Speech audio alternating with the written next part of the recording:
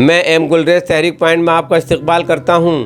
ناظرین، جس شخص نے حالات کو پہچان کر مسلمانوں کو جدید علوم حاصل کرنے کے لیے انگلش سیکھنے پر اتنا زور دیا ہو کہ جس کی کوششوں کی برکت سے علی گڑھ مسلم یونیورسٹی جیسا نایاب ادارہ معرض وجود میں آیا ہو، اگر ہم اسی شخص یعنی سر سید احمد خان کے بارے میں یہ کہیں کہ وہ انگلش زبان سے واقف نہیں تھے تو ہمیں یقین ہے کہ آپ کو بھی یقین نہیں آئے گا، کیونکہ آپ سوچیں گے کہ سر سید نے تو حکومت انگلشیا کی ملازمت اختیار کی تھی، وہ ایک معمولی سے عہدے سے ترقی کرتے منصفی تک پہنچ گئے تھے، وہ لندن بھی گئے تھے اور ان کا انگریزوں کے ساتھ اٹھنا بیٹھنا اور بات چیت تھی، تو یہ کیسے ممکن ہو سکتا ہے کہ سر سید انگریزی نہیں جانتے تھے؟ ناظرین، جب ہم سر سید کی سوانح حیات پر نظر ڈالتے ہیں تو معلوم ہوتا ہے کہ سر سید نے کسی سے انگلش نہیں سیکھی تھی، کیونکہ سر سید کی بسم اللہ ہونے کے بعد انہوں نے اپنی ننیہال میں ایک پردہ نشین استانی سے قرآن ناظرہ پڑھا تھا۔ ننیہال میں ہی سر سید نے مختلف مولویوں سے معمولی کتابیں کریمہ، خالق باری، آمد نامہ، گلستاں بوستاں اور ایسی ایک آدھ کتاب سے زیادہ نہیں پڑھی تھی۔ پھر اس کے بعد سر سید نے عربی پڑھنا شروع کی۔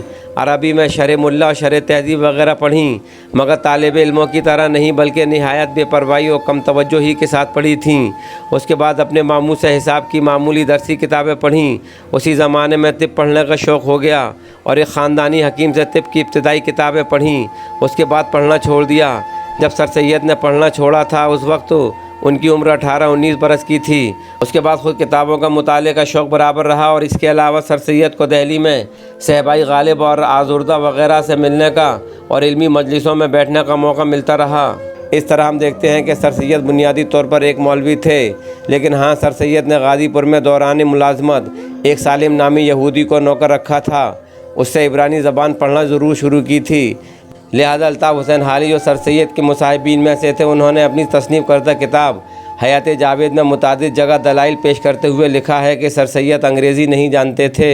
سر سید کے واقعہ ہے کہ سر سید جب لندن گئے تو وہاں 23 جون 1869 کو سر سید کو لارڈ لارنس کے ہاں ایک بہت بڑے ڈنر پر بلایا گیا تھا۔ تمام انجینئروں نے جو اس جلسے میں شریک تھے، کھانے کے بعد انہوں نے اسپیچیں دیں، سب کے بعد پریسیڈنٹ نے اسپیچ دی اور آخر میں اس نے لارڈ لارنس اور سر سید کا ذکر کر کے ان کے شامل ہونے پر فخر کیا تھا۔ اس کے شکریہ میں لارڈ لارنس نے تقریر کی۔ سر سید کے پاس ایک ترجمان کو اس غرض سے بٹھا دیا گیا تھا کہ جلسے کی تمام کارروائی کو ان کو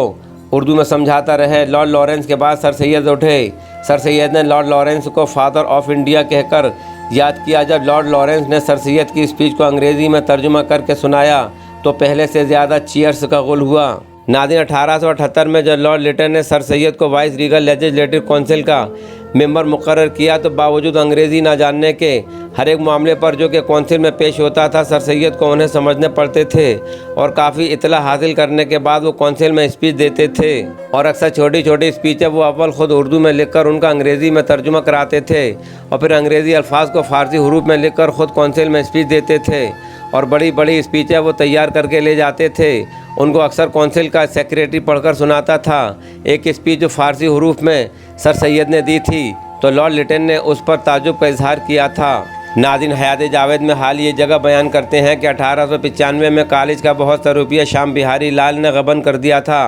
ہوا یہ کہ چیک بک سر سید کے پاس ایک باکس میں بند رہتی تھی اور اس کی کنجی بھی سر سید کے پاس رہتی تھی، مگر جب چیک بک جاری کرنے کی ضرورت ہوتی تھی تو شام بہاری لال سر سید سے کنجی لے کر چیک نکال لیتا تھا اور اس کی خانہ پوری کر کے سر سید سے دستخط کرا لیتا تھا اور چیک بک جاری کر دیتا تھا۔ سر سید چونکہ انگریزی نہیں جانتے تھے اور اپنے کلرک پر اعتماد رکھتے تھے اور بے تعمل چیک پر دستخط کر دیتے تھے۔ ناظرین، آخرکار جب ہم اس حقیقت سے روبرو ہوتے ہیں کہ سر سید حکومت کی زبان یعنی انگلش نہیں جانتے تھے،